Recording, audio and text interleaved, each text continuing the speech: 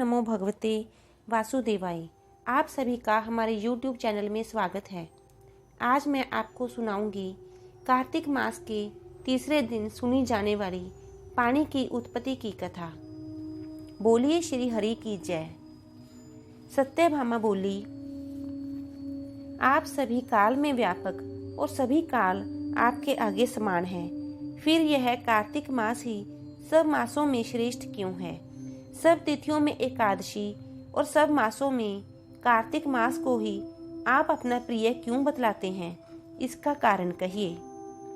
यह सुनकर भगवान कृष्ण बोले, हे प्रिय, तुमने मुझसे बहुत अच्छी बात पूछी है। सुनो, मैं तुमको इसका कारण बतलाता हूँ। ध्यान से सुनो। इसी प्रकार एक बार महाराजा बेन के पुत्र राजा पृथु ने प्रश्न के उत्तर में देव ऋषि नारद से प्रश्न किया था और श्री नारद जी ने उसे कार्तिक मास की महिमा बतलाई थी। राजा पृथु के प्रश्न के उत्तर में देव ऋषि नारद ने कहा था, हे राजन, एक समय शंख नामक एक राक्षस बड़ा बलवान और अत्याचारी हो चुका था। उसने अपने अत्याचारों से तीनों लोकों को कंपायमान कर दिया था। उस शंखासुर ने स्वर्ग में रहने वाले देवताओं को जीतकर इंद्र आदि 10 लोकपालों के अधिकारों को छीन लिया। उससे डरकर सभी देवता सुमेरु पर्वत की गुफाओं में कुटुंबियों के साथ बहुत दिन तक छिपे रहे। वे सुमेरु पर्वत की गुफाओं में निश्चित होकर रहने लगा। उधर जब शंख को पता चला कि देवता आनंद से सुमेरु पर्वत पर रहने लगे हैं, तो उसने सोचा कि ऐसी कोई दिव्य शक्ति जरूर है जिसके कारण अपना अधिकार खोने पर भी देवता बलवान होते हैं। यह सोचते सोचते वह इस परिणाम पर पहुंचा कि वह सब वेद मंत्रों के बल से ही बलवान हो रहे हैं। अगर उनसे वेद छीन लिए जाएं तो वह अपने आप निर्बल हो जाएंगे। देव ऋषि नारद बोले, ऐसा सोचकर असुर शंख ने भगवान विष्णु को सोते हुए देखकर सत्यलोक में वेद चुराने के लिए पहुंचा। उसको आता देखकर भगवान विष्णु ने उसकी नीयत जानकर उसके डर के मारे बीज मंत्रों के साथ समुद्र के जल में छिप गए। शंख भी वेद मंत्रों तथा बीज मंत्रों को ढूंढता हुआ समुद्र में प्रविष्ट हो गया, लेकिन न तो उसको वेद मंत्र मिले न ही बीज मंत्र। जब शंख समुद्र से निराश होकर वापस लौटा तो उस समय श्री ब्रह्मा जी पूजा की सामग्री लेकर सब देवताओं के साथ भगवान विष्णु की शरण में पहुंचे और भगवान को गहरी नींद से जगाने के लिए गाने बजाने लगे और धूप गंध आदि से बार बार उनका पूजन करने लगे।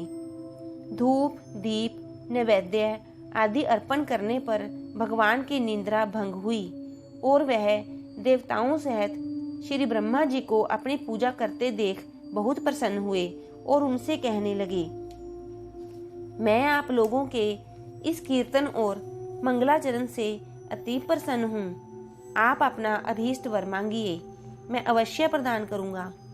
जो मनुष्य आश्विन शुक्ल की एकादशी से देवोत्थान एकादशी तक ब्रह्म मुहूर्त में उठकर मेरी अर्चना करेंगे, वह तुम्हारी तरह मेरे प्रसन्न होने के कारण सुख को प्राप्त करेंगे। यह जो पाद्य अर्घ्य आचमन और जल आदि सामग्री आप लोग मेरे लिए लाए हैं, वह अनंत गुणों वाली होकर आपका कल्याण करेगी। शंख जो वेद चुरा कर ले गया है, सब के सब समुद्र में ही हैं। मैं उस शंखसुर को मार कर ले आता हूँ। आज से मंत्र बीज और वेदों के साथ चारों वेद प्रतिवर्ष कार्तिक मास में जल में विश्राम किया करेंगे। अब मैं मत्स्य का रूप धारण करके समुद्र में जाता हूँ और आप लोग भी ऋषि महर्षियों को साथ लेकर मेरे साथ चलें। जो कार्तिक मास में पहर रात्रि पहले स्नान करते हैं, वह निश्चय ही अक्षय फल को पाते हैं। वह अक्षात में अमृत स्नान का फल प्राप्त करते हैं।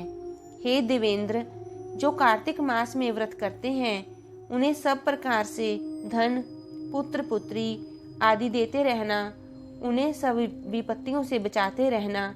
हे धनपति कुबेर, मेरी आज्ञा अनुसार तुम उनका धन धान्य बढ़ाते रहना, क्योंकि इस प्रकार का आचरण करने वाला प्राणी मेरा रूप धारण करके जीवन मुक्त हो जाता है। जन्म से लेकर मरण पर्यंत जिसने विधि पूर्वक यह उत्तम व्रत कर लिया है, वह आप लोगों का भी पूजनीय है। आप लोगों ने मुझे कार्तिक शुक्ल एकादशी तिथि को जगाया है, इसलिए यह एकादशी मान्य है और मुझको बड़ी प्रिय है। हे देवताओं, यह दोनों व्रत नियम पूर्वक करने से प्राणी मेरे समीप पहुंचते हैं। इन व्रतों के करने से जो फल मिलता है वह अन्य व्रतों से नहीं मिलता।